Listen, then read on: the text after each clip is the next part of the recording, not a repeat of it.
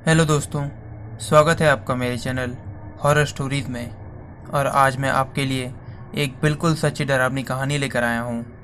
पर उससे पहले मैं आपको बताना चाहता हूँ कि मैंने एक व्हाट्सएप ग्रुप बनाया है जिसका लिंक मैंने डिस्क्रिप्शन में दे दिया है, जिस पे आप चाहे तो अपनी हॉरर स्टोरीज़ भेज सकते हैं। दोस्तों, आज की ये कहानी नीरज की है और अब हम ये कहानी नीरज के पॉइंट ऑफ व्यू से सुनेंगे। मेरा नाम नीरज है और ये घटना 2003 में मेरे साथ घटी थी। गर्मी की शामों में मैं और मेरा एक दोस्त अपने गांव के एक नदी के किनारे टहलने जाते थे।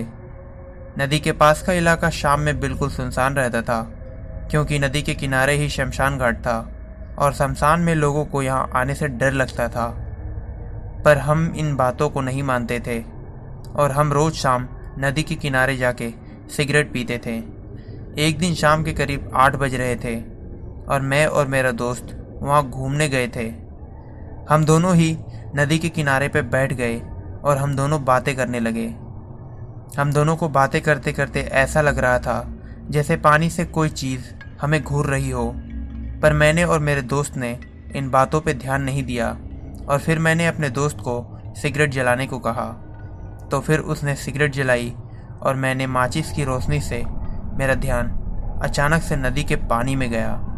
मुझे ऐसा लगा जैसे कोई पानी से मुझे देख रहा हो, पर मैंने इस बात पे दोबारा ध्यान नहीं दिया और करीब 5 मिनट बाद मैंने दोबारा सिगरेट जलाई और अब की बार मुझे वो दोबारा दिखा। इस बार उसकी शक्ल मुझे पानी में साफ साफ दिखी। तो अब मैं थोड़ा डर गया था और मैंने अपने दोस्त को इस बारे में तुरंत बताया। पर उसने मुझे कहा कि पानी में कोई नहीं है और उसने 2-3 पत्थर पानी में फेंके। पर जैसे ही उसने पानी में 2-3 पत्थर फेंके, इसके तुरंत बाद ही पानी से कोई चीज़ बाहर निकलने लगी। वो किसी आदमी का सिर था और वो बहुत फूला हुआ था, जिसे देख के हम दोनों ठंडे पड़ गए और हम दोनों तुरंत वहाँ से उठ के भागने लगे। उस वक्त मुझे ऐसा लग रहा था जैसे मेरे पैर भारी हो गए हों और कोई मेरे पैरों को पकड़कर खींच रहा हो। मैं बहुत ज़्यादा डर चुका था और हम दोनों ही भाग रहे थे। फिर अचानक से मैंने पीछे मुड़कर देखा और मैंने देखा कि वही चीज़ अब पानी के बिल्कुल ऊपर आ चुकी थी और वो पानी के ऊपर बहुत तेज़ी से दौड़ते हुए हमारा पीछा कर रही थी।